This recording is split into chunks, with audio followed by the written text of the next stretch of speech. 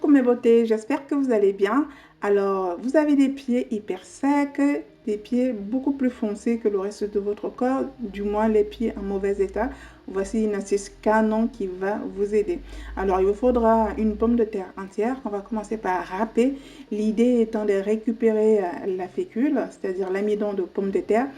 Comment vous dire, la pomme de terre est naturellement éclaircissante, donc elle va venir clarifier les zones sombres, estomper en douceur, sans pour autant abîmer ni agresser la peau. Donc l'amidon de pomme de terre est super top si vous avez vraiment de teint terne, si vous avez des taches qui ont du mal à vous lâcher ou des zones que vous voulez tout simplement clarifier. Donc une fois qu'on a râpé notre pomme de terre, on va filtrer le tout de façon à récupérer le jus qu'on va laisser poser pour que l'amidon aille au fond de notre récipient. Donc, en deuxième lieu, il vous faudra du citron. Oui, le citron, pour celles qui doutent encore, le citron éclaircit les zones sombres, du moins, va apporter beaucoup de lumière à la zone, au teint. Et le citron a aussi la particularité d'avoir des propriétés antibactériennes, de venir vitaminer un peu la zone à traiter parce qu'il est très riche en vitamine C. Du coup, on va vraiment apporter du tonus en même temps. Donc ici, je récupère le zeste de citron pour ses propriétés et je vais tout simplement mélanger mes zestes de citron à mon jus de pomme en fait. Donc l'objectif ici, c'est de vraiment d'aller fixer les propriétés du zeste de citron dans l'amidon. Donc on va laisser poser genre 15 minutes, voire 20, le temps que l'amidon aille vraiment au fond, mais permettre aussi aux zestes de citron de se fixer efficacement dans l'amidon. À côté de cela, il vous faudra du beurre de cacao. Le beurre de cacao, c'est un émollient, c'est un adoucissant, c'est un hydratant. Il vous faudra du beurre de karité pour les mêmes raisons. Donc, les beurres et les huiles sont aussi là pour réparer tout ce qui va être callosité. Si vous avez la peau abîmée, si vous avez la peau vraiment en super mauvais état, on vient cicatriser, on vient réparer et on vient adoucir cette zone-là. Donc, voici notre mélange qui a été reposé un certain temps. Et là, je filtre tout simplement de façon pas de chichi, vous enlevez juste de l'eau et les zestes et l'amidon qui reste, vous gardez. On va fabriquer notre crème. Donc voici ce qu'on obtient. Juste une pomme de terre, on a pas mal d'amidon. Alors ça, c'est mes beurres et huiles que j'ai fait fondre en fait. Et du coup, je viens prélever 2 cuillères à café de ces beurres et huiles. Et je commence tout simplement mon mélange. Alors ici, on cherche à fabriquer une crème éclaircissante qu'on va utiliser la nuit. Donc, c'est un soin de choc quand vous avez vraiment les pieds abîmés, pardon.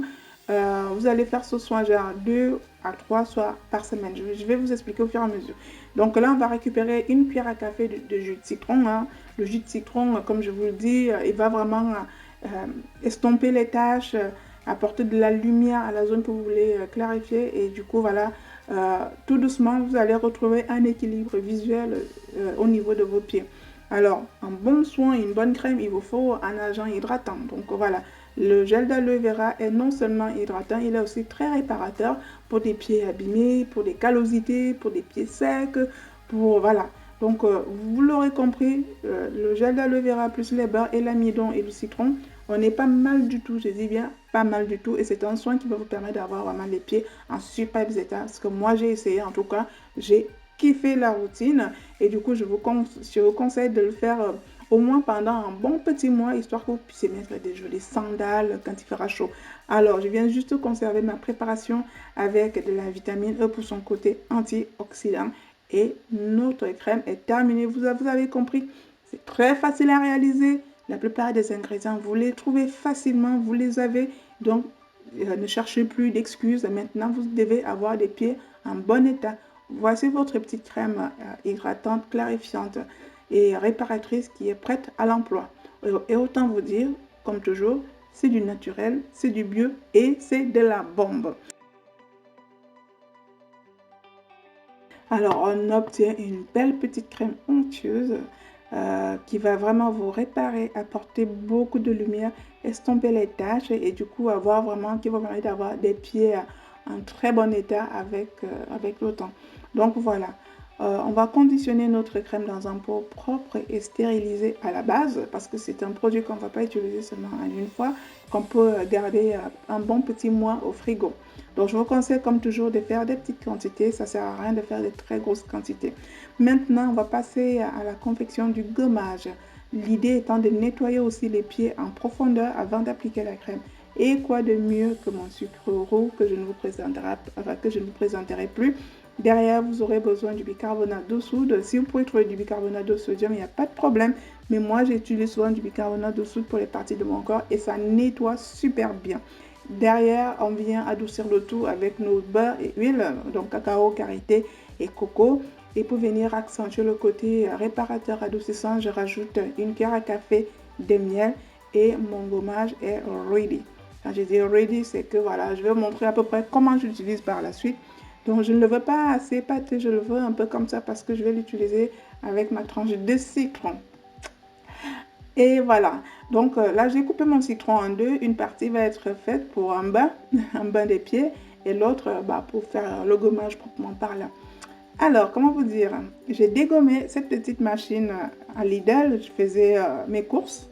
Et là, je l'ai acheté il y a à peu près 3 mois. En fait, on va faire un bain des pieds. Alors, si vous n'avez pas la petite machine, ce n'est pas grave du tout. Vous prenez une bassine normale, vous prenez de l'eau chaude et vous mettez dans la bassine.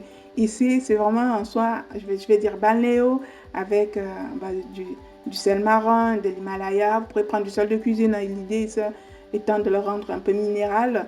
Et du coup, plus les petites tranches de citron, là, on est vraiment sur une ambiance cocooning.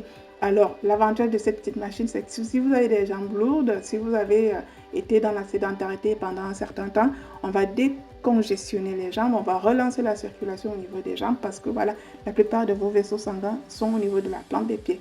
Et donc là, on a deux modèles, soit on a des vibrations assez intenses qui permettent vraiment de stimuler, de relancer la circulation, soit on a le côté bulle, vraiment, c'est assez agréable, mais franchement, hyper agréable. Moi, je l'ai trouvé au hasard, mais le but, c'est pas de vendre cette machine. Je ne saurais même plus vous dire à combien je l'ai acheté. Tout ce que vous devez faire, c'est vraiment de tremper au préalable vos pieds avec du citron, du sel. Et après, vous allez comprendre que quand on va passer à la suite du soin, vos pieds, oh là là, ça va aller hyper vite pour rattraper un peu les pieds en bonne et due forme, du moins les pieds en bon état. Donc, comme j'expliquais, voici dans la tranche de citron que je vais gommer avec mon gommage. Alors, une fois que c'est terminé, vous pouvez y aller carrément à la main. Hein. Donc, si vous avez un gant gommant style hammam, n'hésitez pas pour aussi l'utiliser.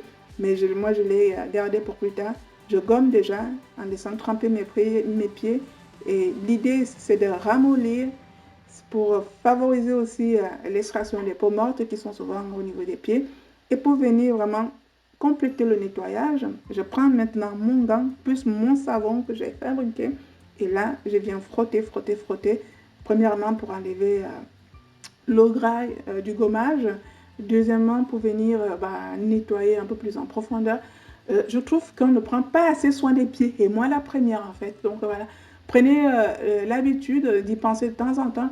Ça vous évitera de mettre les pieds sous le sable si vous allez à la plage ou alors de mettre des chaussettes tout le temps parce que vous n'avez pas envie de montrer vos pieds, tout simplement vos orteils. Moi, j'avoue que je n'ai pas de très beaux pieds. Hein.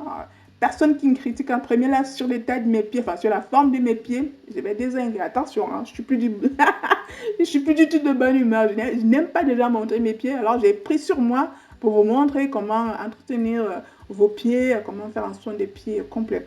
Donc on finit, on va prendre un genre de comment j'ai utilisé le c'est parti.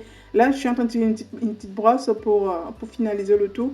Mais avant, j'ai utilisé la pierre ponce, voilà.